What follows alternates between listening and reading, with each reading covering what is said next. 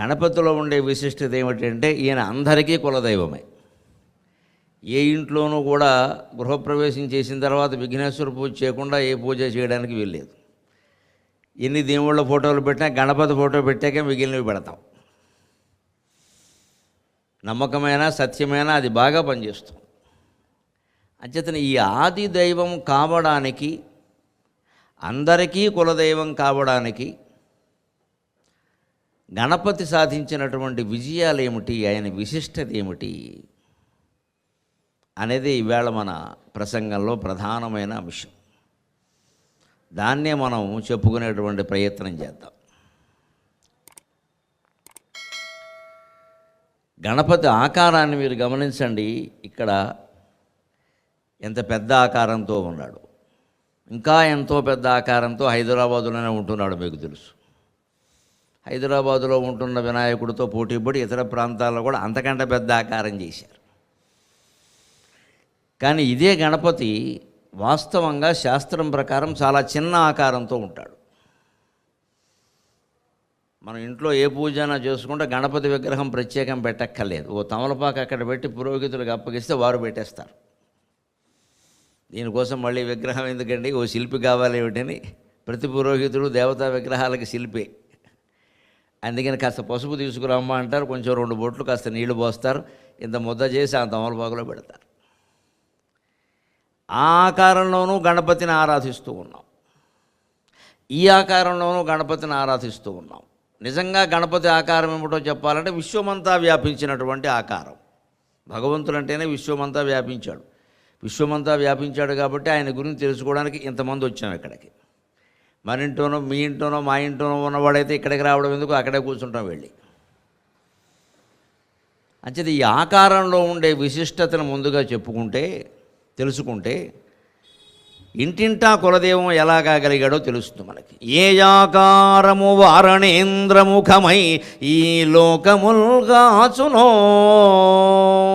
ఏ ఆకారము వారణేంద్రముఖమై ఈ లోకముల్గాచునో, ఏ ఆకారము హృద్వికారములను తానే మూలకో త్రోయును, ఏ ఆకారము హృద్వికారములను తానే మూలకో త్రోయును, ఏ ఆకారమదెంతో దీర్ఘమై తానే హ్రస్వమై ఒప్పును, ఏ ఆకారమదెంతో దీర్ఘమై తానే హ్రస్వమై ఒప్పునో, ఆయాకారము ఈ ఆకారము ఆయాకారము లోకమందుగల మాయాకారముల్ ద్రోచుతన్, ఆయాకారము లోకమందుగల మాయాకారముల్ ద్రోచుతన్.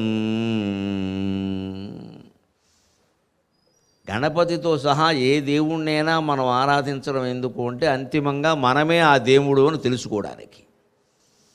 ఇది ప్రధాన లక్ష్యంగా మనం గుర్తిస్తే తప్ప ఆధ్యాత్మికతలో ఒక్క అడుగు కూడా ముందుకు వెయ్యలేం. ఏ దేవుణ్ణైనా నువ్వు ఆరాధించేది ఎందుకంటే హిందూ మతం చెబుతున్నది ఒకటే మాట, నువ్వే ఆ దేవుడివి తెలుసుకో, తర్వాత ఆరాధించావా మానవా నీ ఇష్టం. ఎప్పటికైనా అది తెలుసుకునే ప్రయత్నం చేయాలి. నువ్వు నేను ఇక్కడ చరాచర జీవరాశులు ఈ గొట్టాలు గొడుగులు సహా అన్నీ భగవత్ స్వరూపమే. జడ పదార్థాలు భగవంతుడే, చైతన్య పదార్థాలు భగవంతుడే. చిచ్చక్తి చేతనారూప జడశక్తి జడాత్మక అంటారు లలితా సహస్రంలో. చైతన్యవంతులైన మానవులలో జీవులలో కదలిక రూపంలో ఉన్నది అమ్మవారే. కదలని పదార్థాలలో ఈ బల్లలో కానీ ఈ సీసాలో కానీ ఈ పళ్ళెంలో కానీ ఈ పళ్ళలో కానీ ఈ మైకు గొట్టంలో కానీ కదలని శక్తి రూపంలో ఉన్నది అమ్మవారే. శక్తి 2 రకాలుగా ఉంటుంది. భౌతిక శాస్త్రం వారికి బాగా తెలుస్తుంది, స్థితిశక్తి గతిశక్తి అని. Potential energy and kinetic energy అంటారు. పొటెన్షియల్ ఎనర్జీ స్థితిశక్తి, కెనటిక్ ఎనర్జీ గతిశక్తి. గణపతి పొటెన్షియల్ ఎనర్జీ, కూర్చున్న చోట నుంచి కదలడం, అందుకే అంత ఆకారం ఉంటుంది. కుమారస్వామి కెనటిక్ ఎనర్జీ, ఆయన చాలా వేగంగా ప్రయాణిస్తాడు. అందుకే గణపతికి కుమారస్వామికి తీర్థాలన్నీ తిరగాలని పోటీ పెడితే 360 కోట్ల తీర్థాలు తిరిగొచ్చాడు కుమారస్వామి నెమలి వాహనం మీద. అవన్నీ తిరిగేలోగా గణపతి ఇక్కడే కూర్చున్నాడు. ఇక్కడ ఎందుకు కూర్చున్నామంటే నేను సూక్ష్మమైన ఉపాయం కనిపెట్టాను. అసలు ఇంత భూమండలం ఉందని మనకు ఎలా తెలిసిందయ్యా? అమ్మా నాన్న బట్టి కదా. ఆ అమ్మా నాన్న కంటే ప్రపంచం ఎక్కడైనా ఉందా అన్నాడు. వాళ్ళిద్దరు చుట్టూ తిరిగేది సరిపోయింది. అంటే సూక్ష్మమైన ఉపాయానికి గణపతి ప్రసిద్ధి. అందుకే ఆయన భార్యల పేరు సిద్ధి, బుద్ధి. బుద్ధి ఉంటే సిద్ధి వస్తుంది, అంతకంటే ఏం లేదు. ఆయన 2 పెళ్ళిళ్ళు చేసుకోలేదు, దుష్ప్రచారం చేయదు దేవుళ్ళ గురించి.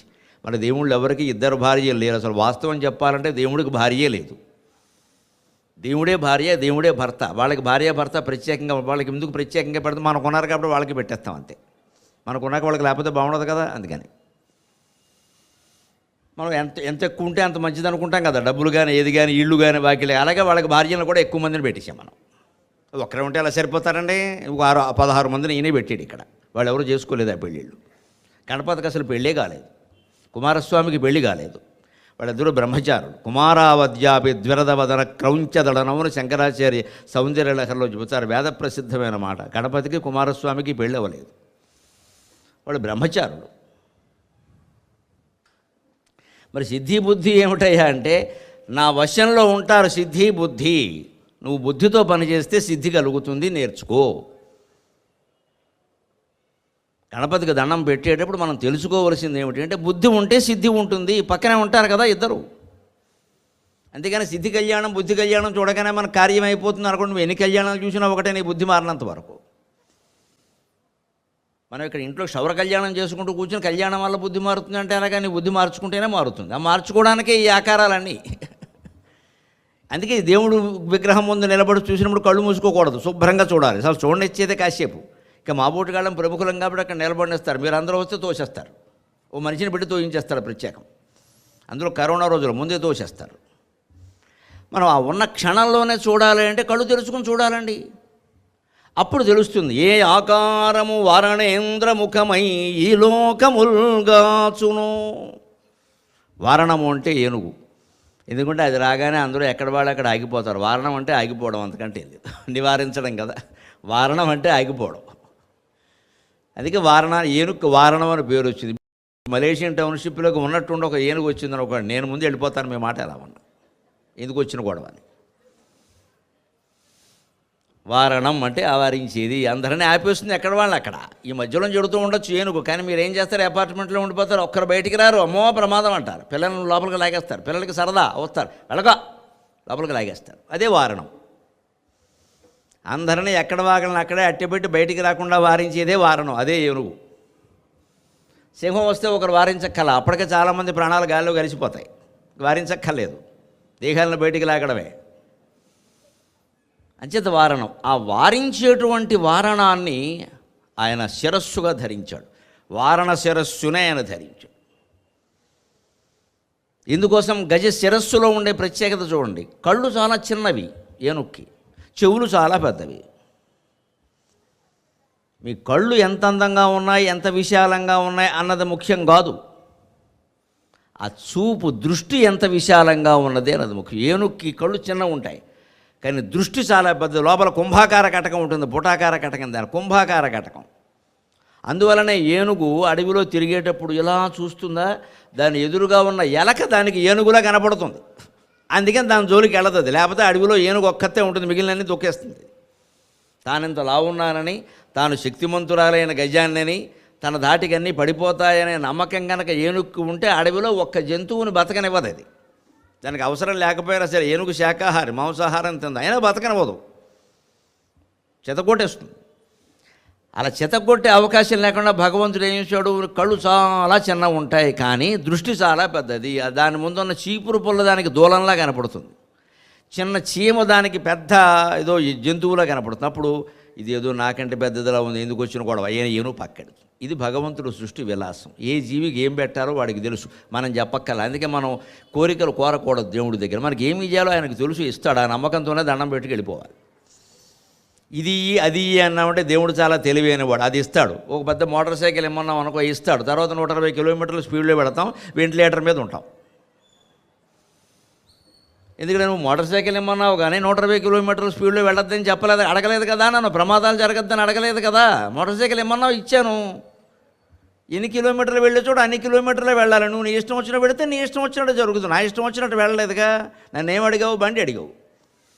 దానివల్ల ప్రమాదాలు జరగద్దు అని అడగలేదు కదా. అడగలేమండి. ఎన్ని కోరికలు కోరుతామండి? ఎన్ని కోరికలు కోరుతాం. అందుకే కోరికలే కోరకూడదు దేవుడి దగ్గర. దైవతత్వం ఏమయత్రమైనా మనకు అర్థమైతే కోరికలు కోరకూడదు. దురదృష్టవశాత్తు మనం దేవుణ్ణి ప్రార్థించేదే కోరికల కోసం. ఏ కోరికలు లేకుండా దేవుడి ఎందుకు పని లేక అంటాం మనం.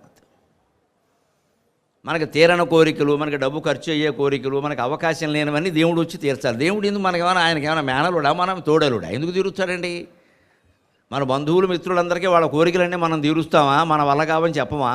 దేవుడైనా అంతే. మన కోరికలు తీర్చాల్సిన అవసరం దేవుడికి ఏమిటమ్మా అసలు? ఎందుకుంటుంది?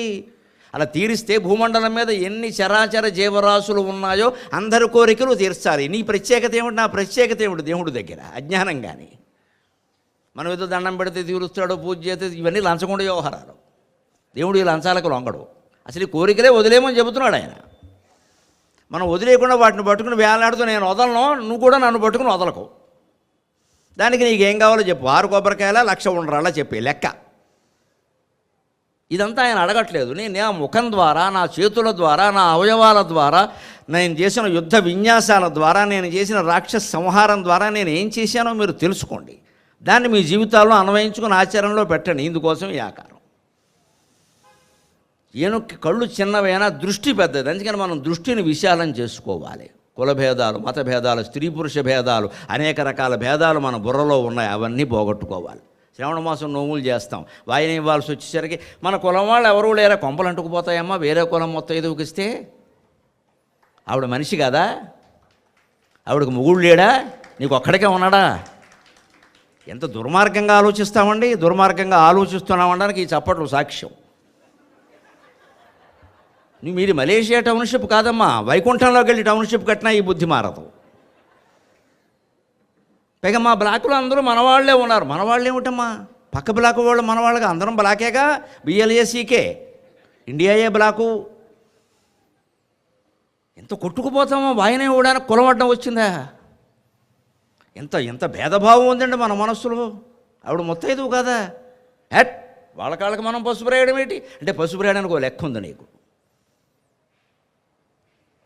ఈ ముందు ఈ అజ్ఞానం పోవాలి మనస్సులోంచి. స్త్రీని గౌరవించమన్నారు. ఆవిడ మొత్తైదువా, సతంతువా, వితంతువా, కులం, మతం నీకు అనవసరమైన విషయాలు అవి.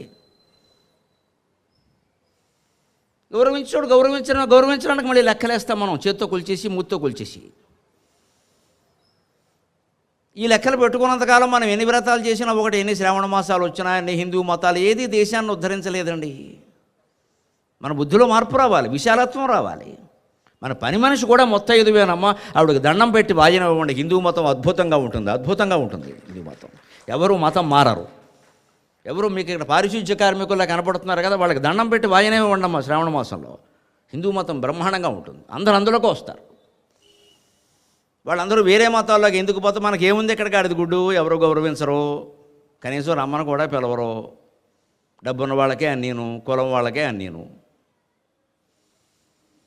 పోనీ ఏమన్నా మీ అమ్మాయిని వాళ్ళ అబ్బాయికి ఇచ్చారా? వాళ్ళ అమ్మాయిని మీ అబ్బాయికి చేసుకురా? ఎందుకు వచ్చింది అంటే కులం దిక్కుమాలిన కులం. కులం ఉండొచ్చు, కులాచారాలు ఉండొచ్చు, సంప్రదాయాలు గొప్ప, కానీ ఒక్క మాట మనం గుర్తుపెట్టుకోకపోతే దేశం, ధర్మం అన్నీ దెబ్బతినేస్తాయండి. గడప లోపలే కులం, గడప దాటితే సమాజం, గడప లోపలే కులం. నీ గడప లోపల నీ ఆచారాలు హాయిగా చేసుకో. ఎందుకంటే ప్రతి కులంలో, ప్రతి ఆచారంలో ఒక విశిష్టత ఉంది. మనక్కర్లేదు. పరంపర ఉంటున్నాం కదా, కులదైవం అంటే మరి పూర్వం నుంచి వచ్చే ఆచారం చేసుకుంటాం, తప్పేముంది? చిన్న చిన్న విషయాలకు కూడా ఓటు వేయాలంటే కులం వస్తుంది. దిక్కు మనది. ఓటు వేయడానికి కులం ఏమిటండి? పోటీ చేసేవాడు మన కులమా కాదా అది చూస్తామా? పోనీ అలానే డబ్బులు తీసుకోకుండా ఓటేస్తున్నావా? అయినా సరే డబ్బులు ఇవ్వాలి. వాడు చాలా తెలివైన వాడు. 2,000 ఇస్తున్నాడు, తర్వాత 2,000 కోట్లు దోచుకుంటున్నాడు. నమశివాయ.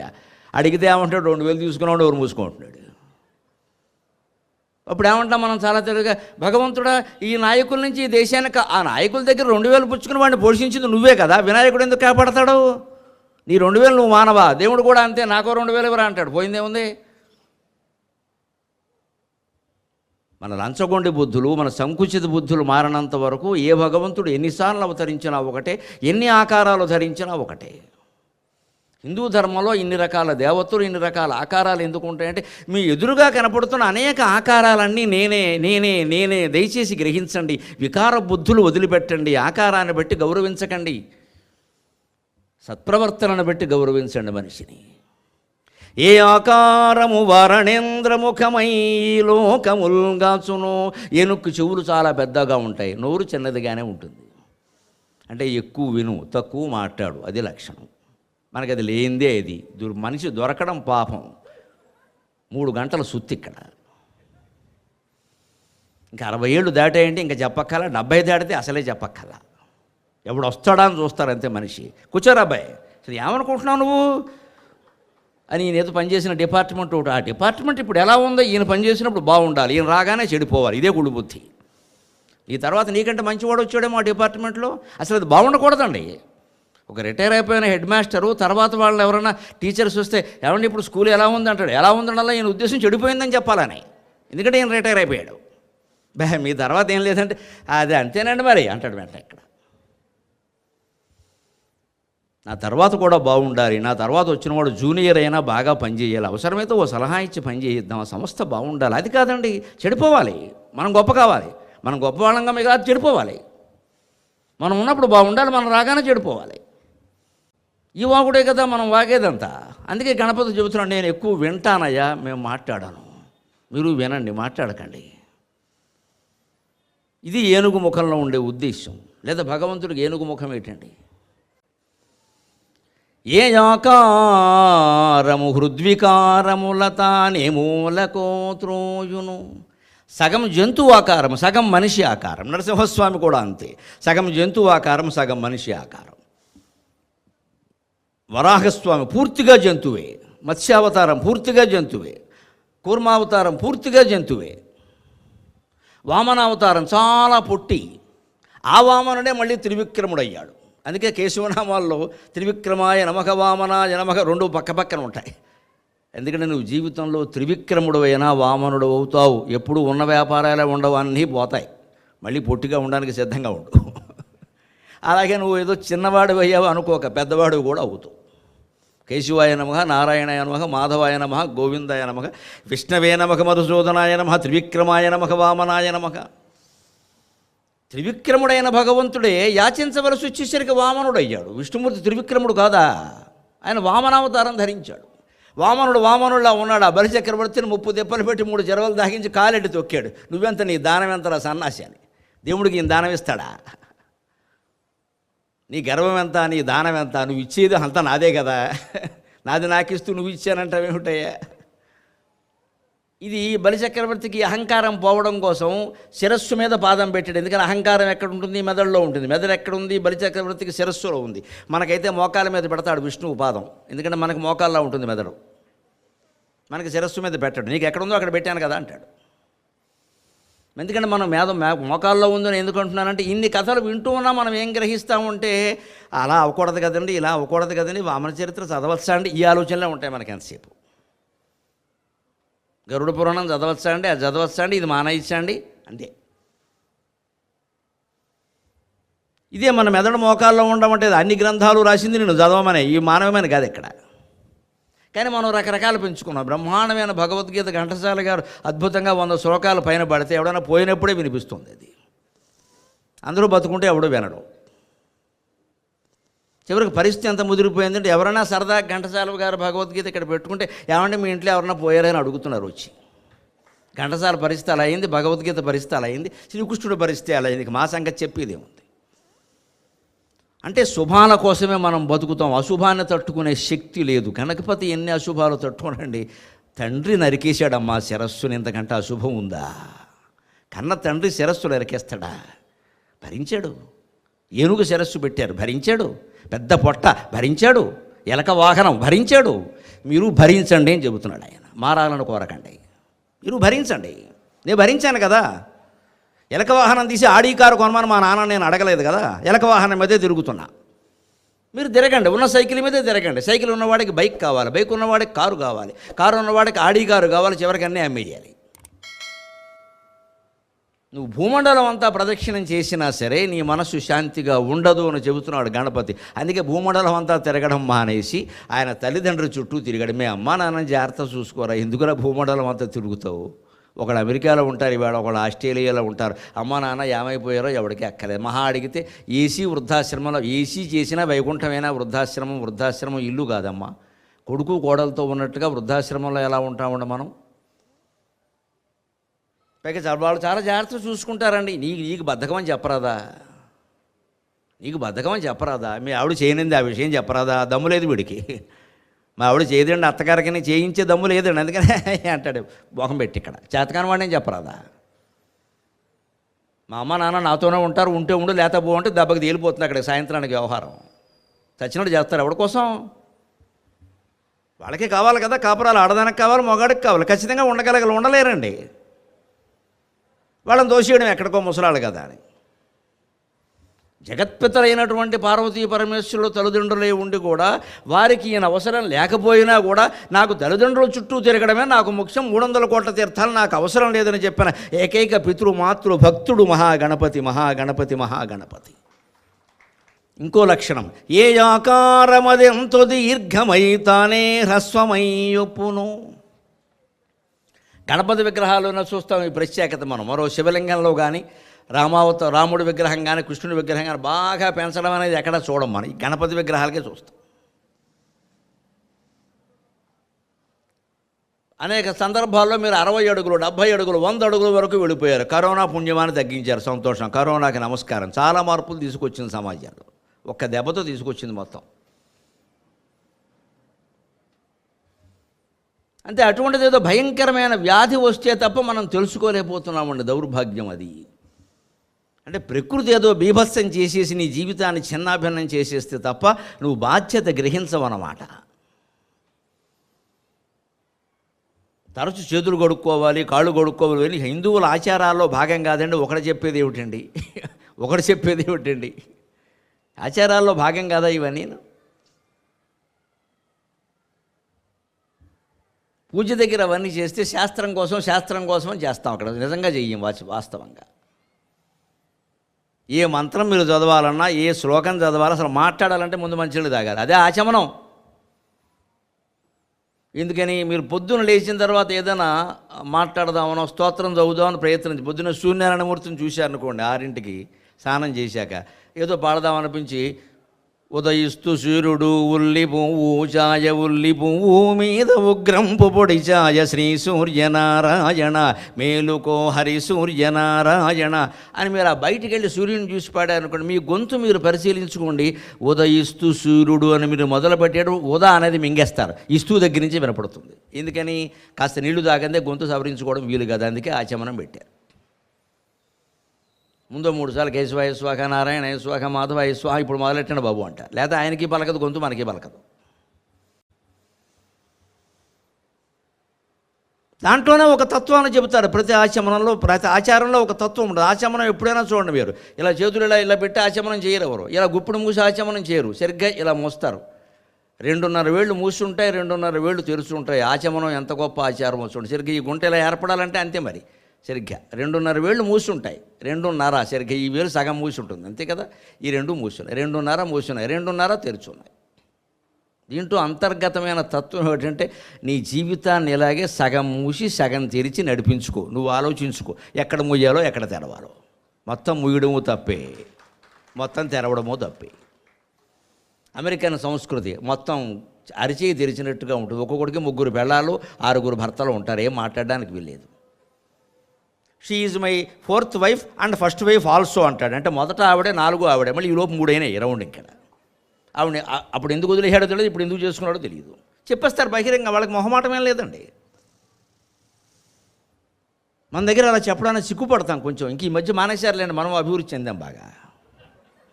సో బాగా బహిరంగంగానే చేసుకుంటాం శుభ్రంగా. నాకు 2వ పెళ్ళి, 3వ పెళ్ళి, 6వ పెళ్ళిని శుభలేఖలే వేసేస్తున్నారు. పైగా దానికి మళ్ళీ పెళ్ళికి ముందో పార్టీ, పెళ్లిలో ఓ పార్టీ, పెళ్ళి అయ్యాక ఓ పార్టీ, మొత్తం మీద పార్టీ. ఇది మొత్తం ప్రముఖులైన వాళ్ళు చేసుకుంటుండే ఈ దిక్కుమాలిన పనులు మొత్తం దేశం అంతా ఆదర్శం అయిపోతుంది కదా, చేసుకోవచ్చని. అందుకే ఇటువంటివి తిరస్కరించాలి. సిగ్గు లేదా అని అడగాలి, కనపడతాయి. మనిషి గౌరవించకూడదు. అందుకే అలా జరుగుతూ ఉంటారు. మన పిల్లలు అలాగే చేస్తారు, ఏడుస్తూ కూర్చోవలసిందే జీవితం అంతా. వాళ్ళు చేసుకున్నారు, మేము చేసుకుంటే తప్పేమిటి అంటారు. ఆచమనం అలా చెప్పలేదు. అమెరికన్ సంస్కృతి మనకి పనికిరాదు. అమెరికా సంస్కృతి అరచేయి తెరిచినట్టుగా ఉంటుంది, అంతా బహిరంగమే. వాడి వ్యక్తిగత జీవితం, వ్యక్తిగత స్వేచ్ఛ మనం ప్రశ్నించడానికి వీలు లేదు. ఆశ్చర్యకరమైన విషయం, నిన్న పత్రికల్లో చదివాను నేను. అమెరికాలో ఇలా ఉంటుందన్న, ఒక రాష్ట్రంలో ఒక నగరం ఉంటుంది, నోబ్రోవా ఆ నగరం పేరు. ఒక్కావిడే ఉంటుంది ఆ గ్రామం. ఆ గ్రామం మొత్తం మీద ఒకే ఒక వ్యక్తి, ఒక్కావిడే. ఆవిడని అడిగారట, అమ్మ గ్రామంలో ఎవరూ లేరు, నీ గురించి ఒక విలేజీ, దీనికో టౌన్, పై కాదు గ్రామం కూడా టౌను, దీనికో మేయర్, ఎందుకు నువ్వు ఖాళీ? నేను ఖాళీ చేయనండి, నా వ్యక్తిగత స్వేచ్ఛ, నేను ఇక్కడే ఉంటాను, నేను రాను. ఆవిడ కోసం ప్రత్యేక నగరాన్ని అక్కడ మెయింటైన్ చేస్తున్నారు. ఆవిడే మేయరు, ఆవిడే అక్కడ గ్రంథాలయంలో ఉద్యోగి, ఆవిడే అన్నీ. ఒక్కతే, ఒక్క నగరం, ఒక్క మనిషికి. వ్యక్తి స్వేచ్ఛకి అంత ప్రాధాన్యం ఉంటుంది అక్కడ. కానీ వ్యక్తి స్వేచ్ఛ మితిమీరితే ఏం జరుగుతుందో ఆ దేశమే ఉదాహరణ. ఎవడెవడిని ఎప్పుడు కాల్చేస్తాడో తెలియదు, ప్రతిరోజు కాల్పులే. ఇంతమంది ఇక్కడ కూర్చున్నా, మేము అనేక సభల్లో మాట్లాడినా కాల్చేస్తారనే భయం లేదండి మాకు. ఏం భయం లేదండి. ఒకవేళ కాల్చేసినా బెంగేం లేదండి. గణపతి సన్నిధిలో వెళ్ళిపోయాం, నమశివాయ, ఆయన చూసుకుంటాడు. ఇది భారతీయత, ఇది హిందూ ధర్మం, ఇది సంస్కృతి. బతుక్కి భయపడం, చావుకి భయపడం. వాడు హిందువు, వాడు హిందువు, వాడు హిందువు. బతుక్కు భయపడినా, చావుకు భయపడినా వాడు హిందువు కాదు, మనిషే కాదు. అమెరికా వాడు బతకడానికి భయపడతాడు, చావుకు అంతకంటే భయపడతాడు. మనం బతకడానికి భయపడం. ఏంటంటే ఇంత గోంగూర ఉంటే చాలంటే పచ్చడి చేసుకుంటాం అంటాం, తినేస్తాం, పడుకుంటాం అంతే. లేకపోతే ఆవకాయ ఉందండి అంటాం, లేకపోతే సవాలు చూసి నేనేమో మొదటివాడినా అండి, ఎంతమంది పోయారు, అలాగే నేను సిద్ధపడిపోతాం.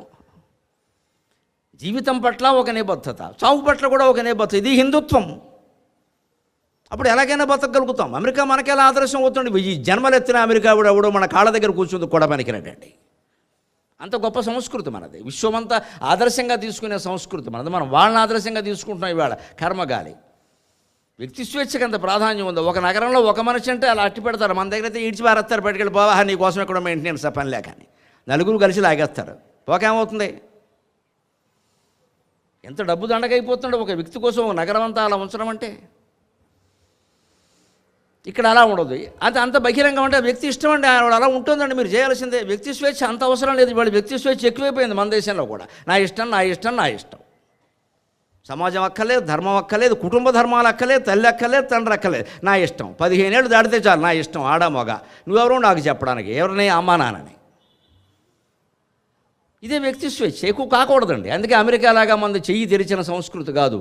కమ్యూనిస్టు దేశాలు ఉంటాయి, మొన్నటి వరకు ఉండేవాళ్ళకి, ఇప్పుడు అవి చచ్చాయి. Russia, China, Cuba, Bulgaria, Romania, తూర్పు జర్మనీ, ఇవన్నీ కమ్యూనిస్టు దేశాలు. అక్కడ గుప్పిడి మూసి ఉంటుంది, ఏం జరుగుతుందో ఎవరికి తెలియదు. ఆ స్టాలిన్నో లాలిన్నో వచ్చి చెప్పాల్సింది. ఎవరికి వాడు పత్రికలో ఏమేస్తే అది లెక్క. ఒక్క విషయం బయటికి రాదు, మొత్తం అంతా గొంభనం గొంభనం గొంభనం. మొత్తం గుప్పిడి మూసినట్టుగా ఉండేది కమ్యూనిస్టు సంస్కృతి. అంతా బహిరంగంగా ఉండేది అమెరికన్ సంస్కృతి. ఎక్కడ తెరవాలో అక్కడ తెరిచి, ఎక్కడ ముయ్యాలో అక్కడ మూసి ఔచితి శోభితమైంది భారతీయ సంస్కృతి, భారతీయ సంస్కృతి. అందుకని ఆచమనం, అందుకని ఆచమనం. ఒక చిన్న 3 కుక్కలు మంచినీళ్ళు తాగడంలో ఇన్ని విశేషాలు ఉంటే, మహాభారతంలో ఎన్ని ఉంటాయి, 4 వేదాల్లో ఎన్ని ఉంటాయి. ఎంత దివ్య సంస్కృతిని మనం కోల్పోయాము. ఆ సంస్కృతిని పునరుద్ధరించుకోవడానికి ఈ ఉత్సవాలన్నీ కూడా ఏదో ఒక పేరు మీద ఇలాంటివి జరిపి కాస్త మా బోటుగా నమ్మలో పిలిస్తే మీకు చెప్పడం కోసమైనా 4 రకాల పుస్తకాలు చదువుతాము, 4 విషయాలు తెలుస్తాయి. లేకపోతే ఎలా తెలుస్తాయి ఏవేనా? ఏ ఆకారమది ఎంత దీర్ఘమై తానే హ్రస్వమై యొప్పును. ఆయనే దీర్ఘంగా ఉంటాడు ఖైరతాబాదులో, ఇక్కడికి ఓ మాదిరిగా ఉంటాడు. మీ ఇంట్లో మా ఇంట్లో ఇంతే ఉంటాడు. 9 అంగుళాలు. 9 అంగుళాల మించి బొమ్మ చేయకూడదు. మరి ఇష్టం వచ్చిన ఆకారాలని దేవుడికి పెట్టేయకూడదండి. ఇవాళ పెట్టేస్తున్నారు బాగా పట్టుకెళ్ళి. ఓ మామూలు గణపతి, రుద్రాక్ష గణపతి, రూపాయ గణపతి, కూరల గణపతి, కుడుములపతి, ఎన్ని ఆకారాలు దేవుడికి. రుద్రాక్ష గణపతి, రూపాయి గణపతి, కూరల గణపతి, కుడుముల గణపతి, కొబ్బరి గణపతి, కూల్ డ్రింకు గణపతి, పండ్లతో గణపతి, వడ గణపతి, విద్యుత్తు గణపతి, వీధికో గణపతి, వెదురుతో గణపతి, విరి గణపతి, లడ్డూల గణపతి, గడ్డాల గణపతి, కాకీక గణపతి, కాలమెగతి.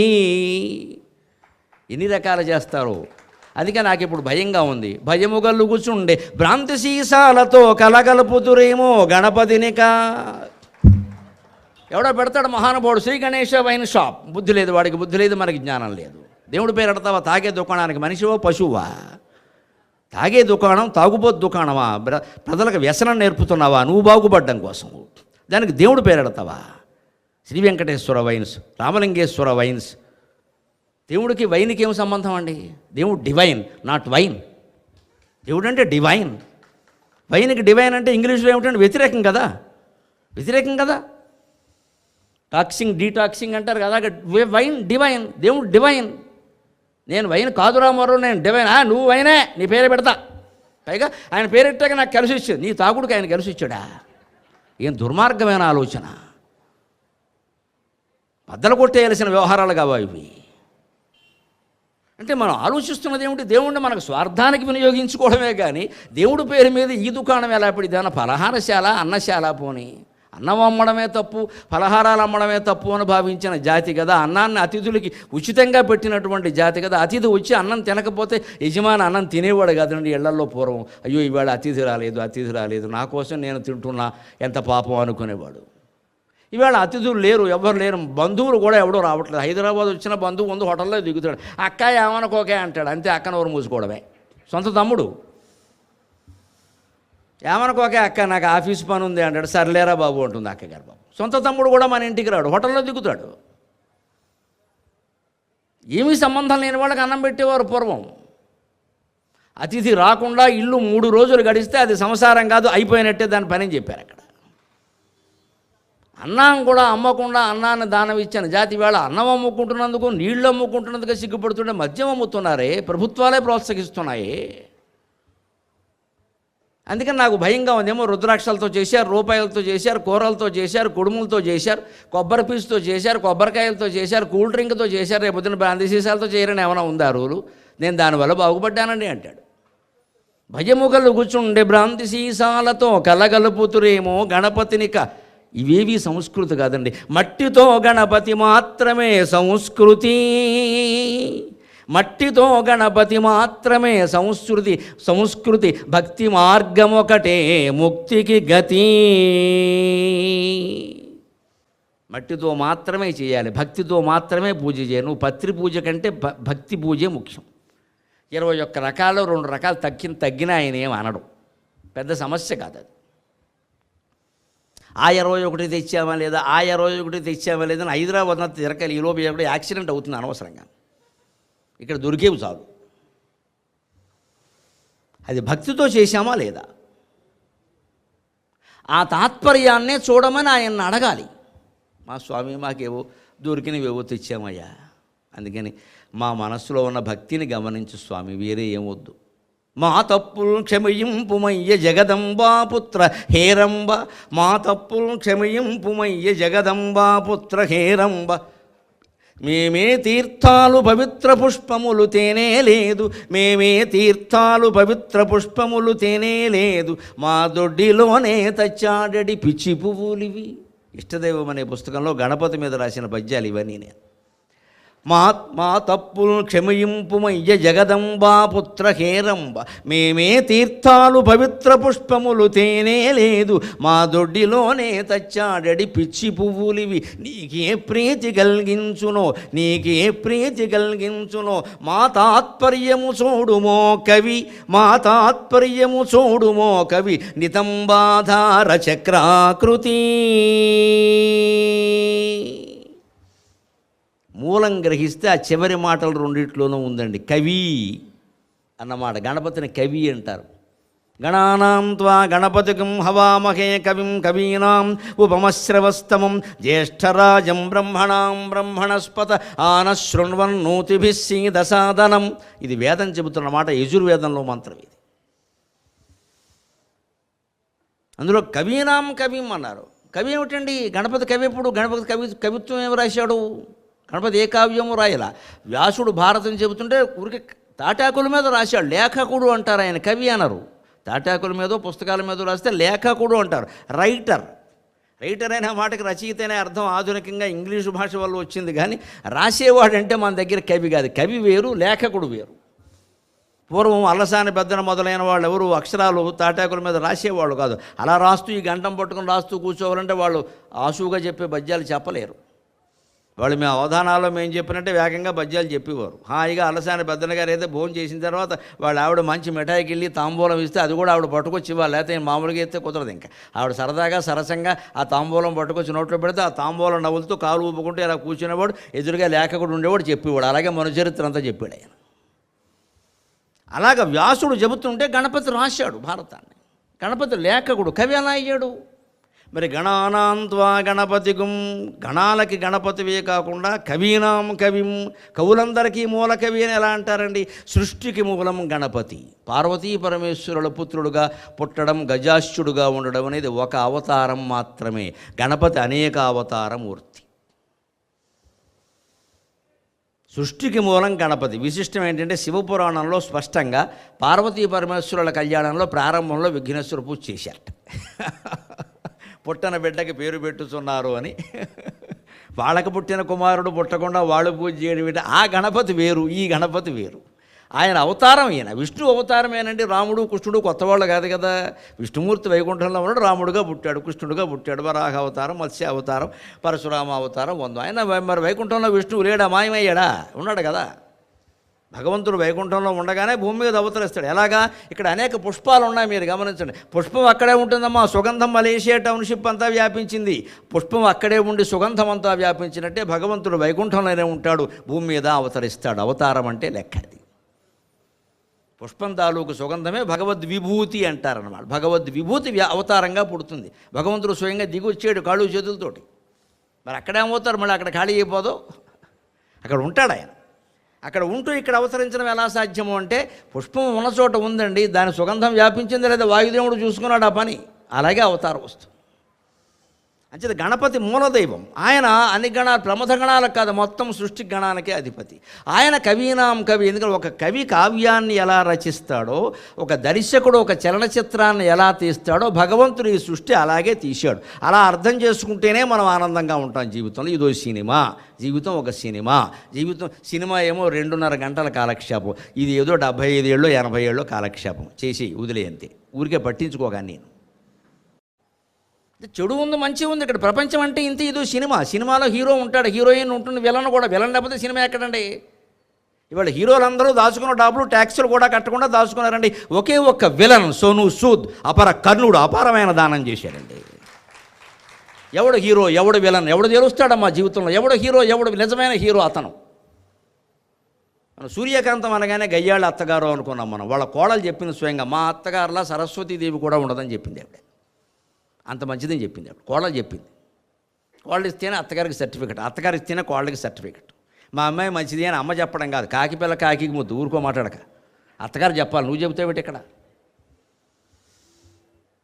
సూర్యకాంతం కోడలు చెప్పింది, మా అత్తగారు చాలా మంచి ఆవిడేదో వేషాలంటే అలా వేసింది, కానీ చాలా మంచి ఆవిడండి బాబు, ఇంట్లో పని కూడా నన్ను చేయనివ్వదు ఆవిడ, నీకేం తెలిసి చిన్నపిల్ల అంటుంది అని చెప్పింది ఆవిడ. అంచేతను ఈవేళ విలన్ హీరో ఎవరు నిర్ణయిస్తారండి? హీరోలందరూ కోట్లు తీసుకుని దాచుకున్నారమ్మా. సోనూ సూద్ సొంత ఆస్తులు తాకట్టు పెట్టి తెచ్చిస్తున్నాడు ఈవేళ. దానానికి అలవాటు పడ్డాడమ్మా, దానానికి అలవాటు పడ్డాడు. మనం కోరుకోవలసింది ఒకటే, ఒక సోదర భావంతో నేను అతని విషయంలో ఒకటే ప్రార్థిస్తా. అతి దానాత్ హతః కర్ణః అన్నారు. అతిగా దానం చేయడం వల్ల కర్ణుడు జీవితంలో నష్టపోయాడు. ఆ మహానుభావుడు నష్టపోవద్దు, సిరి సంపదలతో సుఖంగా హాయిగా ఉండాలి. మనం అదే కోరుకోవాలి. ఇక్కడ మరీ అతిగా ఇంకా వ్యసనంగా మారిపోయి దానం చేస్తే చివరికి భార్యాపిల్లలు గంటేసే పరిస్థితులు వస్తాయి ఇంట్లోంచి. మా సంగతి ఏమిటి? అంత చేయకూడదు. దాన ధర్మాలు మంచివే, కానీ అతి పనికిరాదు. చెడు ఎలాగైతే అతి పనికిరాదు, మంచితనం కూడా అతి పనికిరాదండి. ధర్మరాజు అతి మంచితనం వల్లే నష్టపోయాడు. ద్రౌపదిని పరాభవం చేసిన ప్రయత్నం చేయగానే సైంధవుడిని వేసేయడానికి భీముడికి అర్జునుడికి అవకాశం ఇచ్చుంటే అభిమన్యుడు చచ్చేవాడు కాదు. సైంధవుడు కారణంగానే కదా అభిమన్యుడు బలైపోయింది. జరిగేది కాదు. ధర్మరాజుల వారు అతి మంచితనం. నేను అందరినీ క్షమించా. ఈయనెవరు క్షమించరు ఇక్కడ. దుర్మార్గుని దుర్మార్గంగానే చూడాలి, క్షమించడం ఏమిటి? ఇవి చిన్న తప్పు పొరపాటు అయితే క్షమిస్తామండి. ఘోరాలు నేరాలు క్షమించకూడదమ్మా, వేసేయాలంతే. అక్కడ సాయంత్రానికి ఉరిశిక్ష పడిపోతే మళ్ళీ ఎవడో చేయడు, వాటిని క్షమిస్తారు ఏమిటి? కొన్ని 100 మందిని చంపేస్తారు బాంబులు వేసి ఉగ్రవాదులు, వాళ్ళని క్షమిస్తారా? క్షమిస్తే పని నడుస్తుందా? అందుకని మనం గణపతిని కోరాల్సింది ఏమిటంటే జీవితాన్ని ఒక సినిమాగా భావించకుండా నిజమే అనుకుని, నాటకం కాదు నిజమే అనుకుని దాంట్లో మనం బాగా ఓవర్ యాక్షన్లు అత్యంత చేసేసామే. అందుకని మా తప్పులు క్షమించుమయ్యా. అందుకే ఏ దేవుడి దగ్గర గుంజీలు తీయం, గణపతి దగ్గర గుంజీలు తీస్తాం. ఎన్ని గుంజీలు తీస్తే అంత ఇష్టం ఆయనకి. ఎందుకంటే చై అదెందుకు చేసావు, ఇదెందుకు చేసావు, చై ఇంకో గుంజిది. పైగా ఇదంతా వ్యాయామం, ఫిట్నెస్ కదా. ఫిట్నెస్ అంతా ఇక్కడ ఉంది. 9 రోజులు వరుసగా ఆడ మగ మొత్తం గుంజీలు తీయండి, సరిపోతుంది, ఇంకేం అక్కర్లేదు. మనం అనుకున్న వ్యాయామాలు కూడా మన ఆచారాల్లో జోడించారు. ఎంత గొప్పవాళ్ళు అండి మన వాళ్ళు. 10 రోజులు ఇలా చేసిన తర్వాత గుంజీలు తీయకుండా ఉండలేము, అలవాటైపోయింది కదా. మా తప్పులు క్షమించుమయ్యే జగదంబాపుత్ర, పార్వతీదేవి కుమారుడివి, ఆవిడ జగన్మాత. అటువంటి ఆవిడ కుమారుడికి నీకు మేము చేసే పూజ ఇదా? మేమే తీర్థాలు పవిత్ర పుష్పములు తేనే లేదు. గొప్ప గొప్ప తీర్థాలు గంగా కావేరి నదుల నుంచి మేము తేలేదు. మున్సిపాలిటీ కూడా నీళ్ళే మన బతుకులకి. పవిత్రమైన పుష్పాలు లేవు, ఏవో ఉన్నవే పట్టుకొచ్చాం ఇక్కడ. అవి కూడా దొంగతనం చేసిన పూలే. మహానుభావులు ఉంటారు చాలామంది, పొద్దున్నే బయలుదేరతారు బొట్టేసుకుని పూల దొంగలు. బివేర్ ఆఫ్, జాగ్రత్తగా ఉండండి. మీ ఇళ్ళ ముందు మా ఇళ్ళ ముందు కోసేస్తారు, వారింటి ముందు అలాగే ఉంటాయి. పైగా వీరు వ్యాఖ్యానం ఏమిటంటే, అది అలా చేస్తే వారికి పుణ్యం కదండి, నువ్వెవరో వ్యాఖ్యానం చేయడానికి. వారికి పుణ్యం నువ్వు ఇవ్వాలి, వాళ్ళు సంపాదించుకోరు. ఈ పూల దొంగతనం తప్పండి. ఉంటే పెట్టాలి, లేకపోతే మానేసి నమస్కారం పెట్టండి. ఎవరింటి ముందు పూలు మనం కొయ్యకూడదు, రోడ్డు మీద అసలే కొయ్యకూడదు. గవర్నమెంట్ కదా అనొద్దండి. రోడ్డు అంతా బాగుండడానికి పర్యావరణం కోసం ఏర్పాటు. అక్కడ పూలు ఎలాగ వస్తావు? మళ్ళీ అక్కడ పెట్టాలి ఓ బోర్డు, డోంట్ ప్లక్కది ఫ్లవర్స్. సరిగ్గా అది చూసుకొస్తాం మనం, ఎందుకంటే ప్లక్క అన్నాడు కదా, కొయ్. ఆ బోర్డు పెట్టకపోతే దాని జోలికి వెళ్ళరు. పెట్టిన తర్వాత ఏమిటి, ఇదేదో కనపడ, మనం ఎలా ఊరుకుంటాం? గవర్నమెంట్ సంబంధం మన సొంతం, అలాగే. ఇదికి దారికి అటుపక్కనే ఇటుపక్కనే ప్రభుత్వం వారు మొక్కలు పెంచారు, లేదా పూల మొక్కలు పెంచారు. దారి అందంగా ఉండడానికి. అందం ఏమిటండి? సుగంధం. దానివల్ల పర్యావరణం బాగుంటుంది, కాలుష్యం ఉండదు గాలిలో. ఆ పువ్వులు అలా ఉండాలి. నువ్వెవరు అయ్యా కొయ్యడానికి? దేవుడి పూజకనే పేరు మీద నీ స్వార్థం కోసం అన్ని పూలు కోస్తావు. నువ్వు పెంచుకో కావాలంటే.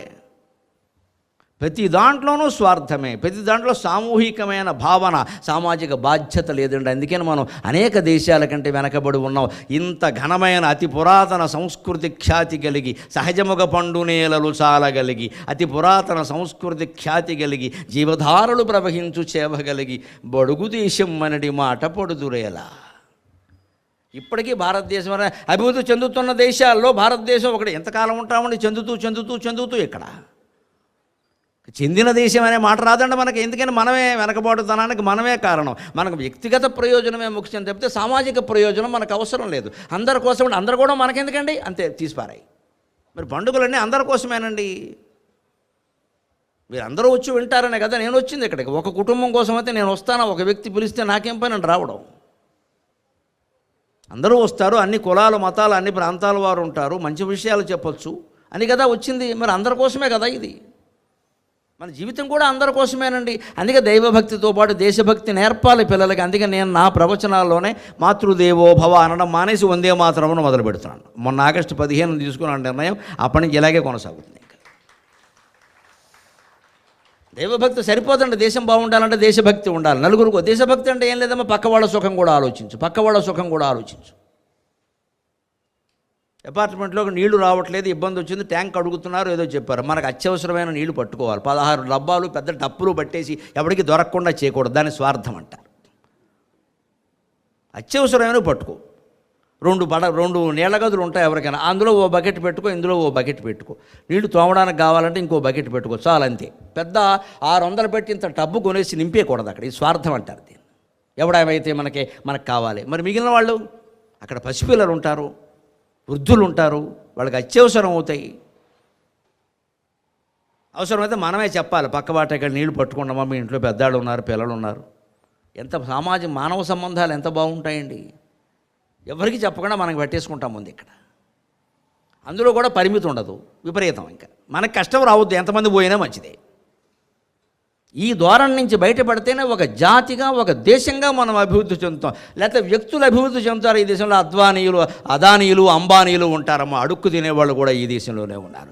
ఎంత బాధాకరమైన విషయం. మన పత్రికల్లో చూసి ఇదా సర్వే, ఇదా నివేదిక అనుకున్న. స్వాతంత్రం వచ్చినప్పుడు 30 కోట్ల మంది జనాభా, అప్పుడు 80% పేదవాళ్ళు. ఇప్పుడు 136 కోట్ల జనాభా, ఇప్పుడు నా దేశంలో 80% పేదవాళ్ళే. అన్నం తినగలమా ఆలోచిస్తే ఈ దేశం గురించి. శాతం మారలేదండి, జనాభా పెరిగింది. కానీ ఓ అదానియో ఓ అంబానీయో బాగుపడతాడు మన మన మన మన ప్రభుత్వాల వల్ల, మన పరిశ్రమల వల్ల. మామూలు వాళ్ళు ఎవరు బాగుపడడం లేదే. కానీ అందరినీ బాగు చేయమని కదా చెబుతున్నది. అందుకని దేవుడి ముందు క్షమాపణ కోరాలి. మేమేం తెచ్చామయ్యా, ఈ తెచ్చిన పువ్వులు కూడా దొంగతనం చేసి పట్టుకొచ్చాను ఆయన, పిచ్చి పువ్వులు ఇవి, ఏవో దొరికినవి పట్టుకొచ్చాం. నీకు ఏ ప్రీతి కలిగించునో, నీకు ఇవి ఇష్టంగా ఉంటాయో ఉండవో, ఎందుకంటే మనం తెచ్చిన పువ్వులు చూడ్డాయన, ఆయన పువ్వులు ఎక్కడి నుంచి వచ్చే మూలంలో కడతాడు ఆయన, మూల గణపతి, మూలాధార గణపతి. నాకు తెలుసు నువ్వు ఎక్కడ పట్టుకొచ్చావు అని. ఈ పుణ్యం అంతా ఎవడి ఇంటి ముందు పూలు కోసావు వాడికి వెళ్ళిపోతుంది. శ్రీమద్ రమారమణ గోవిందో హరి. భారతంలో శాంతి పర్వంలో భీష్ముడు ధర్మరాజుకు స్పష్టంగా చెబుతాడు, ఎవడైనా ఎవడి సొమ్మైనా కొట్టేసి దాన ధర్మాలు చేస్తే, ప్రభుత్వాన్ని మోసం చేసి, ప్రజల్ని మోసం చేసి దాన ధర్మాలు చేస్తే, దేవాలయాల్లో ఆభరణాలు చేయిస్తే, దేవాలయాల్లో ఉత్సవాలు జరిపిస్తే, ఈ పుణ్యం అంతా వాడు ఎవరి సొమ్ము కొట్టేశాడో వాళ్ళకి చెందుతుంది, వీడికి చెందదు. వీడు చెంచలగూడలోనే ఉంటాడు. ప్రత్యక్ష సాక్ష్యాలు ఉన్నాయి, చెప్పక్కర్లేదు. ఇంకా భగవంతుడు తన లీల నిరూపిస్తున్నాడు కలియుగంలో కూడా. మనం గ్రహించలేకపోతున్నాం అంతే. ఎలాగోలా సంపాదించిన దేవుడికి ఎలా సంపాదించావనేది ముఖ్యం. దేవుడు పెట్టకపోయినా పర్వాలేదు, నువ్వు గుడి కట్టకపోయినా పర్వాలేదు, నీ బతుకంతా ఓ దేవాలయం చేసుకో, నీ బతుకంతా పవిత్రంగా గడుపు. నువ్వే దేవుడు అయ్యా. స్పష్టంగా నువ్వు గడి కట్టేది ఏమిటి? నువ్వే దేవుడివి. You are the God. మన ప్రవర్తన, మన శీలం, మన సత్ప్రవర్తన, మన ఆలోచన విధానం అది ఆలోచించుకోవాలి. దేవుడి కోసం దొంగతనం చేయమని ఎవరూ చెప్పలేదు ఇక్కడ. మామూలుగానే దొంగతనం చేయకూడదు, దేవుడి కోసం అసలు చేయకూడదు. దేవుడు మెచ్చుకోడు. అందుకని నీ ప్రీతి కలిగించును అని ఎందుకన్నానంటే, అవి భగవంతుడికి ప్రీతి కలిగిస్తాయని చెప్పలేమండి మనం. అంచేతను ఏం కోరుతున్నాం? మాత ఆత్పర్యము చూడుమో కవి నితంబాధార చక్రాకృతి. మా మనస్సు చూడవయ్యా, కాస్త ఏదో భక్తితో పట్టుకొచ్చాం, ఒప్పుకున్నంతలో అది ఆ తాత్పర్యం అర్థం చేసుకుని ఆయన. ఎందుకంటే పిల్లాడు 10వ తరగతి పిల్లాడు ప్రతి పదార్థం తప్పు రాయొచ్చు, తాత్పర్యం బాగానే రాసేస్తాడు. తాత్పర్యం అంటే సుమారుగా ఉండే భావం అది గ్రహిస్తాడు, రాసేస్తాడు. ప్రతి పదార్థం రాయలేరు చాలామంది. ఎందుకని ప్రతి పదానికి అర్థం రాయాలి. అక్కడ కష్టమైపోతుంది, సమాసాలు ఉంటాయి, అది చాలా కష్టం. అది అంటే అన్నిటికీ అర్థాలు మొత్తం మీద తాత్పర్యం రాయమన్నాం అనుకోండి. గణాధిప ఈ పద్యానికి తాత్పర్యం రాయాలనుకో, గణేశ్వర మా తప్పులను క్షమించు, మాకు మంచి తీర్థాలు పుష్పాలు లేవు, ఏవో పట్టుకొచ్చాం, అర్థం చేసుకో, అయిపోయిన తాత్పర్యం. కానీ నితంబాధార చక్రాకృతి కవి, ఈ మాటలకు అర్థాలు ఎక్కడ ఉన్నాయి? ప్రతి పదార్థాల్లో ఉంటాయి.